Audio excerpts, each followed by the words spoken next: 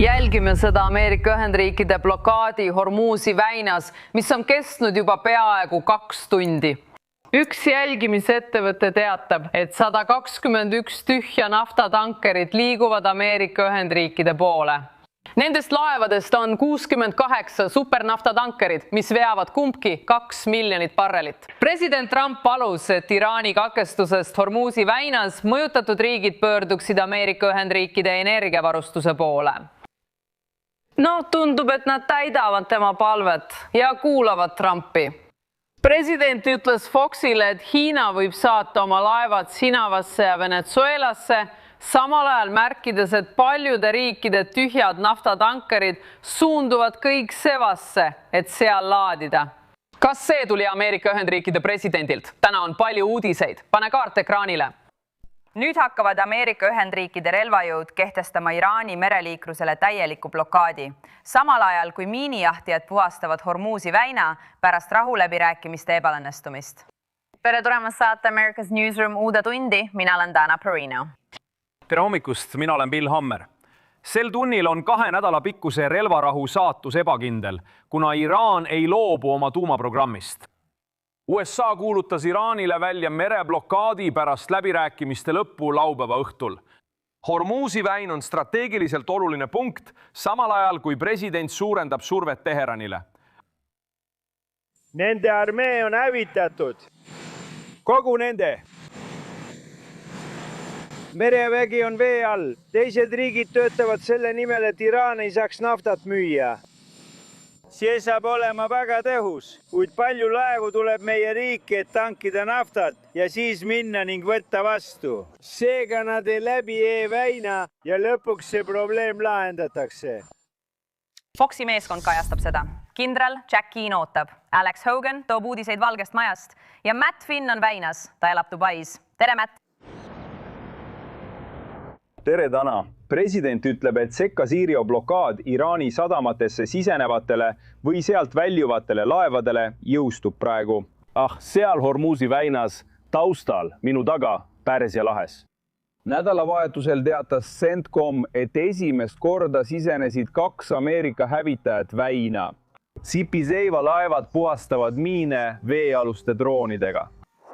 Nüüd ütleb president Trump, et Sipizeiva kavatseb blokeerida Iraani sadamad Hormuzi väinas, mis võib Iraani majanduse laastada. Ta kirjutas, Iraan lubas väina avada, kuid pole seda teinud. Parem oleks, kui nad hakkaksid seda lahendama. Rahvusvaheline veetee peab olema avatud ja kiire. Nad rikuvad kõiki seadusi. Nüüd hoiatab Iraan, et nende sõjavägi võib vastulöögi anda, ähvardades kättemaksuga. Iraani sõjaväe pressiesindaja väidab, kui Iraani Islamivabariigi sadamate turvalisust Pärsia lahe ja Omaani merevetes ohustatakse, siis ei jää ükski sadam Pärsia lahes ja Omaani meres turvaliseks. Lähis-Idas hindab Araabia Ühendemiraatide ametnik, et 800 kaubalaeva on hüljatud ja umbes 400 neist on naftatankerid. Selge, hoidke meid kursis, sest on selles piirkonnas. Aitäh! Nii et täna sealt liigume edasi Valgesse majja. Alex Hogan on seal ja jälgib olukorda. Tere hommikust! Tere hommikust, Bill! President soovib, et see jõustuks kohe. Ta andis ka käsu mereväel blokeerida Hormuzi väin ja puhastada veetee miinidest täielikult. Täna ületab nafta hind $100 barreli eest. Piiprokuröri kohusetäitja Todd Blanche kinnitab, et Justiitsministeerium esitab süüdistuse kõigile, kes müüvad Iraani naftat. President Trump ütles eile Foxi Maria Bartiromole. Kui nad ei tule tagasi, on kõik minu jaoks täiesti korras. Nende armee on tegelikult täielikult hävitatud. Nende raketid on peaaegu otsas. Nende rakettide ja droonide tootmisvõimekus on praktiliselt hävitatud. Selle nädalavahetuse läbirääkimised lõppesid kokkuleppeta. Asepresident J.D. Vance esitas Iraanile lõpliku pakkumise, mis sisaldab punaseid jooni, nagu uraani rikastamise lõpetamine ja väina taasavamist ilma tasudeta. Selle kriitilise veetee kohta öeldi järgmist. Vastupidiselt vaenulike ametlike valeväidetele on Hormuzi väin tsiviillaevadele avatud aruka juhtimise ja konkreetsete reeglite alusel. Jätkame selle loo jälgimist. Valeinformatsiooni ja arengute osas ootame, mis juhtub järgmiste minutite või tunni jooksul, jälgides ka Iraani võimude reaktsioone. Üks Iraani ametnik ütles, et president bluffib. Üks Iraani parlamendiliige tsiteeris presidenti: kui teie võitlete, siis meie võitleme. Väga hea, nüüd on kell 10.30, olete meid jälginud, ootasime seda hetke, see saabus ja president Trump postitas Truth Socialis. Iraani merevägi on merepõhjas hävitatud, 158 laeva. Mida me ei tabanud, olid niinimetatud kiirründelaevad, sest me ei pidanud neid suureks ohuks. Kui mõni neist alustest läheneb meie blokaadile, kõrvaldatakse see, kasutades sama hävitussüsteemi, mida rakendatakse narkodiilerite vastu merel olevatel paatidel. See on kiire ja jõhker. 98,2% meritsis mugeldatud narkootikumidest teatati. Tänan tähelepanu eest. See avaldati hiljuti. Otse Tel Avivi piirkonnast on Trey Inkst meiega otse-eetris, et tuua meieni tänane vaatenurk. Tere, Trey! Tere hommikust, Bill! Ameerika Ühendriikide blokaad Iraani sadamatele on juba alanud. Piirkond ootab Iraani vastust ja seda, millisel kujul see tuleb. Seva keskkomand teatas selle blokaadi üksikasjadest öeldes. Blokaad rakendatakse kõigi riikide laevadele, mis sisenevad või lahkuvad Iraani sadamatest ja rannikualadelt, sealhulgas Iraani sadamad Pärsia lahes ja Omaani lahes. CENTCOMi jõud ei takista laevade liikumist, mis läbivad Hormuzi väina Iraani mittekuuluvate sadamate suunas või see tagasi. See Seva otsustav samm järgnes läbirääkimistele Islamabadis, Pakistanis, mis lõppesid kokkulepeta.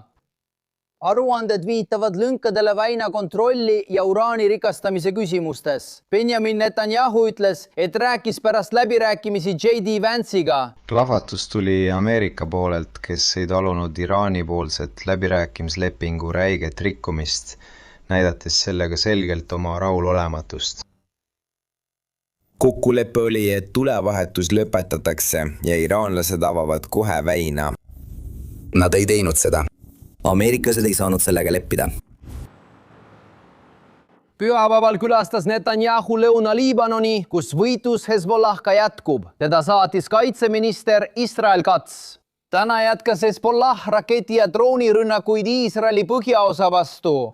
Bill, relvajõud tõstsid kogu riigis valmisolekut, kuna kardetakse, et Iraan võib pärast Hormuzi väina sulgemist ja Iraani sadamate blokeerimist otseselt sekkuda. Räägi sellest lähemalt.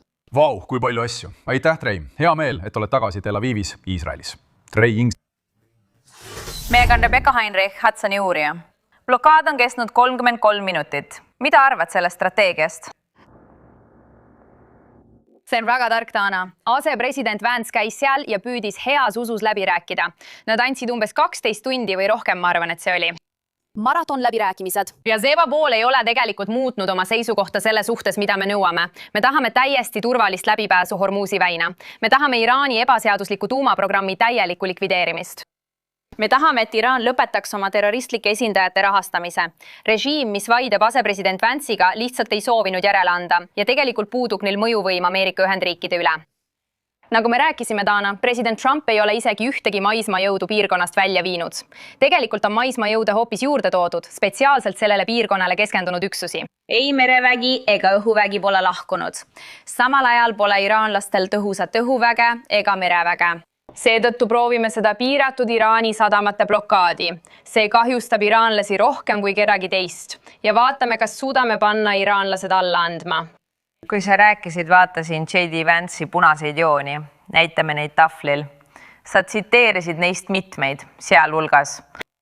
Tuumarikastamise rajatiste demonteerimine. Ja lõpuks Hormuzi väina vabastamine ilma teemaksu nõudmata. See tähendaks lihtsalt naasmist varasema olukorra juurde. Aga ma olen uudishimulik.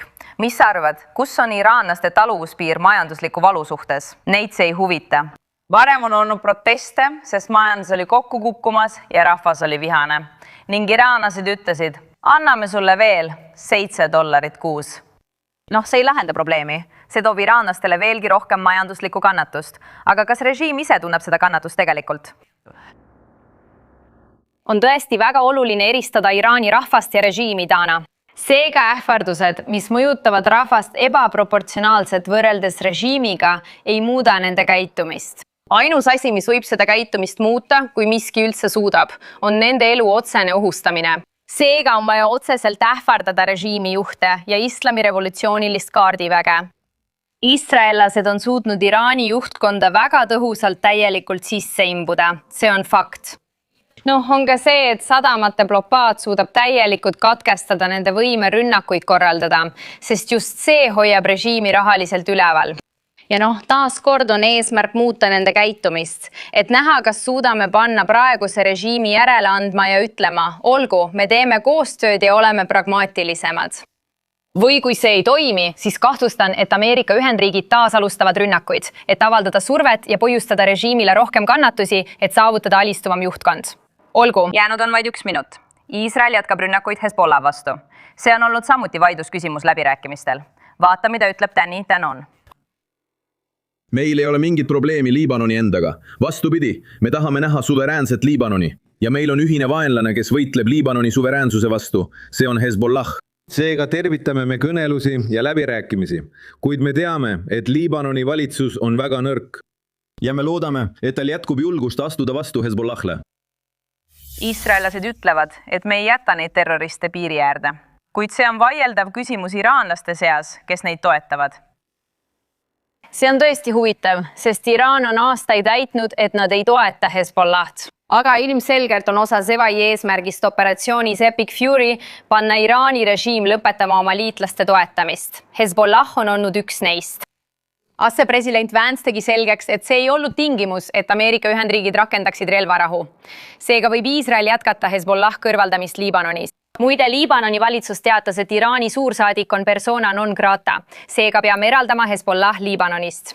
Kahlustan, et need rünnakud jätkuvad taas Iisraeli poolt, sest nad ei saa lubada, et Hezbollah sinna jääb täna. Rebecca, tore, et sa siin oled. Aitäh selle hommiku eest. Aitäh, Dana.